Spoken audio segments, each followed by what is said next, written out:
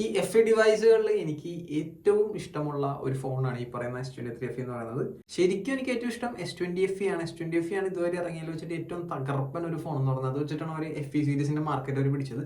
പക്ഷെ എന്നാൽ പോലും എൻ്റെ ഒരു അഭിപ്രായത്തിൽ ഇത്രയും ഭംഗിയുള്ള ഒരു FE സീരീസ് വേറെ ഇല്ല.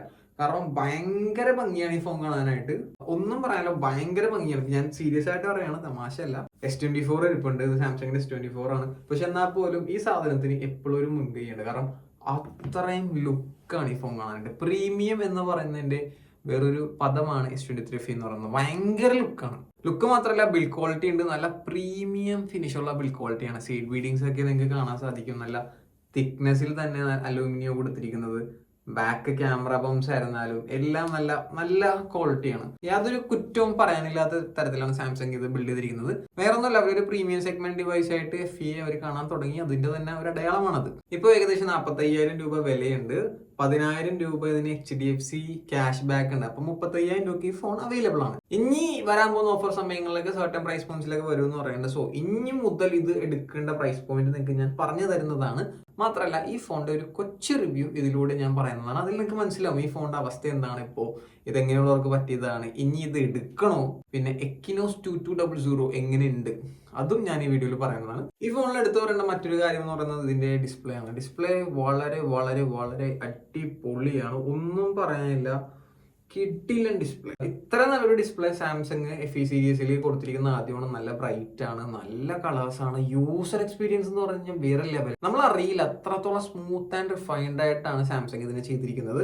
അപ്പോൾ എനിക്ക് 100% ഞാൻ ഈ ഡിസ്പ്ലേയുടെ കാര്യത്തിൽ സാറ്റിസ്ഫൈഡ് ആണ്. അത് മാത്രമല്ല, വിഷൻ ബൂസ്റ്റർ എന്ന് പറയുന്ന സംഭവം ഈ ഡിസ്പ്ലേയിൽ വന്നിട്ടുണ്ട്. അപ്പോൾ നമ്മൾ പുറത്തേക്കൊക്കെ ഇറങ്ങി വീഡിയോ കാണുന്നുണ്ടെങ്കിൽ നമുക്ക് കുറച്ചും കൂടി വിസിബിൾ ആയിട്ട് കാണാൻ സാധിക്കും. മാത്രമല്ല, വീഡിയോസ് കാണാനും സിനിമയെ കാണാനും ഒന്നും പറയാനില്ല, അടിപൊളിയാണ്. സ്പീക്കേഴ്സും അതോടൊപ്പം തന്നെ ഭയങ്കര സെറ്റപ്പാണ്. വൺ യു എക്സ്പീരിയൻസ് വളരെ വളരെ വളരെ സൂപ്പർബാണ്. കാരണം ഇങ്ങനത്തെ ഒരു പ്രൈസ് റേഞ്ചുള്ള ഒരു ഫോണിന് കിട്ടാവുന്ന ഒരു യൂസർ എക്സ്പീരിയൻസ് അല്ല. ഭയങ്കര റിഫൈൻഡ് ആയിട്ട് ഇപ്പൊ ഒരു സാധാരണക്കാരനെ സംബന്ധിച്ചിടത്തോളം അവന് കോൺസ്റ്റന്റ് ആയിട്ട് സ്റ്റിക്ക് ചെയ്ത് നിന്ന് 1, 2, 3 വർഷം വരെ നമുക്ക് മടുപ്പില്ലാതെ ഉപയോഗിക്കാൻ പറ്റിയ ഒരു ഫോണാണ് ഈ പറയുന്ന S23 FE എന്ന് പറയുന്നത്. ഫോൺ എടുക്കാനുള്ള മേജർലി ഞാൻ പറയുന്നതും റെക്കമെൻഡ് ചെയ്യാനുള്ള ഒരു കാര്യം ഇതിന്റെ ക്യാമറാസ് ആണ്. ക്യാമറാസ് മച്ചാനെ വേറെ ലെവലാണ്. വളരെ വളരെ കിട്ടില്ല ഫോട്ടോസ് നമുക്ക് ഇതിനകത്ത് എടുക്കാൻ പറ്റും. ഫോട്ടോസ് മാത്രമല്ല, പോർട്രേറ്റ്സ് ഒക്കെ ഹൈലി ഹൈലി ഹൈലി പൊളി അങ്ങനെ പറയാൻ പറ്റുള്ളൂ. കാരണം വളരെ നന്നായിട്ട് പ്രോസസ്സൊക്കെ ചെയ്ത് നല്ല സൂപ്പർ ക്വാളിറ്റിയാണ് തരുന്നത്. വീഡിയോസും അടിപൊളിയാണ്. നമുക്ക് നല്ല വീഡിയോസ് ഒക്കെ എടുക്കാൻ പറ്റും. അതിൽ ആക്ഷൻ മോഡ് വരുന്നുണ്ട്, പിന്നെ അതേപോലെ തന്നെ സിനിമാറ്റിക് വരുന്നുണ്ട്. അതൊന്നും ഐഫോണിന്റെ തലത്തിലേക്കൊന്നും പോവില്ല, പക്ഷെ എന്നാൽ പോലും നല്ല ഡീസന്റ് ക്വാളിറ്റിയാണ് തരുന്നത്. സാംസങ്ങിന്റെ AI ഇതിന് ആക്സസ് ഉണ്ട്. അപ്പൊ സാംസങ്ങിന്റെ AI കൂടിയുള്ള ഫോണാണ് ഈ S23 FE എന്ന് പറയുന്നത്.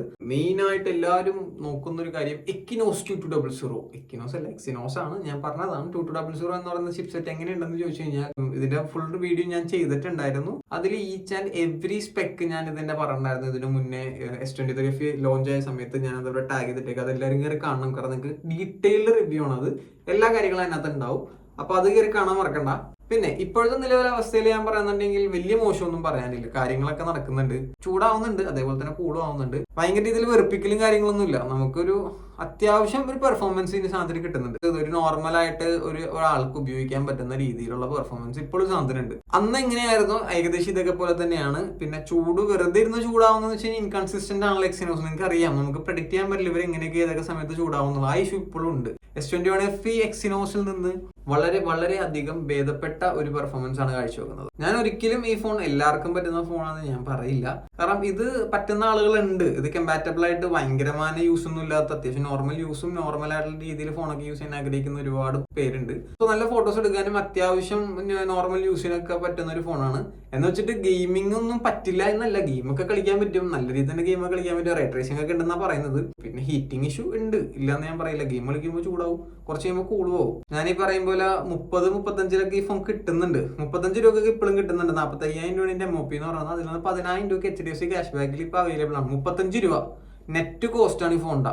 10,000 HDFC ക്യാഷ് ബാക്ക് കഴിഞ്ഞിട്ട് ആ ഒരു പ്രൈസ് പോയിന്റിൽ നോക്കുകയാണെന്നുണ്ടെങ്കിൽ ബെറ്റർ പ്രോസസ്സേഴ്സ് ഒക്കെ ഒരുപാടുണ്ട്. പക്ഷെ സാംസങ്ങിന്റേതായ കുറെ കാര്യങ്ങളുള്ള ഒരു ഫോൺ നോക്കുമ്പോൾ S23 FE കുറച്ച് മുൻകൈയുണ്ട്. നോർമൽ ആയിട്ടുള്ള യൂസ് ഒക്കെ അടിപൊളിയാണ്, വേറെ പ്രശ്നങ്ങളൊന്നുമില്ല. നമുക്ക് നല്ല രീതിയിൽ തന്നെ യൂസ് ചെയ്ത് പോകാൻ പറ്റും. സോ ഇത് എല്ലാവർക്കും ചാടിക്കയറി എടുക്കാൻ പറ്റിയ ഒരു ഫോണല്ല. ഞാൻ ഈ ഫോൺ എങ്ങനത്തെ ആളുകൾക്ക് പറ്റിയതാണെന്നും എന്ത് പ്രൈസ് പോയിന്റിൽ എടുക്കണമെന്നും ഞാൻ പറഞ്ഞുതരാം. നമുക്കൊരു ഫോൺ വേണം, അതൊരു പ്രീമിയം ഡിവൈസ് ആയിരിക്കണം. 4 ആള് കാണുമ്പോൾ ആ ഫോൺ തിരിച്ചറിയണം. നാലാളെ മുന്നിൽ കൊണ്ടുപോകാനും പറ്റണം, നമുക്ക് ഉപയോഗിക്കാനും പറ്റണം. എന്നാൽ നമുക്ക് വലിയ കാര്യങ്ങളൊന്നും ചെയ്യാനും ഇല്ല. 2-3 വർഷത്തേക്ക് ഈ സാധനം നല്ല വൃത്തിക്ക് തള്ളി നീക്കി കൊണ്ടുപോകണം. നമ്മൾ ഇൻവെസ്റ്റ് ചെയ്യുന്ന പൈസക്ക് നമുക്ക് നല്ലൊരു മുതൽ, നല്ല കിട്ടിലനായിട്ട് ഫോട്ടോസ് എടുക്കാൻ പറ്റും, അത്യാവശ്യം നല്ല വീഡിയോസ് എടുക്കാൻ പറ്റും. മനസ്സിലായ ഒരു ഓൾറൗണ്ടർ എന്ന് പറയാൻ പറ്റില്ലെങ്കിലും ഒരു 75% കാര്യങ്ങളൊക്കെ നല്ല വൃത്തിക്ക് നടക്കുന്ന ആ ഒരു മൂഡാണ് ഈ ഫോൺ. നല്ല അടിപൊളിയാണ്, നിങ്ങൾക്ക് സൂപ്പറായിട്ട് യൂസ് ചെയ്യാൻ പറ്റും. 30,000 താഴെ കിട്ടിക്കഴിഞ്ഞാൽ എടുത്തോ, ഓക്കെയാണ്. കാരണം ഈ കണ്ണി കണ്ട ചൈനീസ് ബ്രാൻഡൊക്കെ എടുക്കുന്നതിൽ നല്ലത് എനിക്ക് തോന്നുന്നു ഒരു 30,000 താഴേക്ക് ഈ സാധനം കിട്ടാന്നുണ്ടെങ്കിൽ എന്തുകൊണ്ട് നിങ്ങൾക്ക് ഓർത്താണ്. വേറെ ഒന്നും കൊണ്ടല്ല, സാംസങ്ങിന്റെ സോഫ്റ്റ്വെയർ എക്സ്പീരിയൻസ് തന്നെയാണ് ഞാൻ പറയാൻ കാരണം. നമുക്ക് ഭയങ്കര സിമ്പിൾ ആണ്. ഇപ്പൊ പ്രായമുള്ളവർക്ക് കൊടുത്താലും പിള്ളേർക്ക് കൊടുത്താലും ആർക്ക് കൊടുത്താലും നല്ല രീതിയിൽ കസ്റ്റമൈസും ചെയ്യുക, നല്ല രീതിയിൽ യൂസ് ചെയ്യുക. വലിയ തലവേദനയൊന്നുമില്ല, സിമ്പിളായിട്ട് കാര്യങ്ങളൊക്കെ നടന്നു പോകും. സോ അതൊക്കെയാണ് ഇതിന്റെ ഗുണങ്ങൾ എന്ന് പറയുന്നത്. സോ എനിക്കിഷ്ടമാണ്, ഞാൻ പറയാമല്ലോ, എനിക്കിഷ്ടമാണ് ഈ ഫോൺ. ഞാൻ അന്ന് ഇറങ്ങിയപ്പോൾ തൊട്ട് എനിക്ക് താല്പര്യമുള്ള ഒരു ഫോണാണ്. പിന്നെ എക്യിനോസ് ഇറക്കിയത് എന്റെ കുറ്റമല്ല, സാംസങ് ചെയ്ത പണിയാണ്. പക്ഷെ എന്നാൽ പോലും ഒരു പരിധി വരെ എല്ലാ കാര്യങ്ങളും നടന്നു പോകുന്നുണ്ട്. സോ 30,000 ബഡ്ജറ്റ് താഴെ കിട്ടാന്നുണ്ടെങ്കിൽ ഈ ഫോൺ നിങ്ങൾക്ക് വളരെ നല്ലൊരു ഓപ്ഷനാണ്. അപ്പൊ ഇതിന്റെ പല കളേഴ്സൊക്കെ അവൈലബിൾ ആണ്. അപ്പൊ ഫോൺ കളേഴ്സൊക്കെ കണ്ടെടുക്കുക, എൻജോയ് ചെയ്യുക. അപ്പൊ ഇതേപോലത്തെ പുതിയ ഒരു വീഡിയോ ആയിട്ട് വീണ്ടും വരുന്നതാണ്. Tech tramp signing off.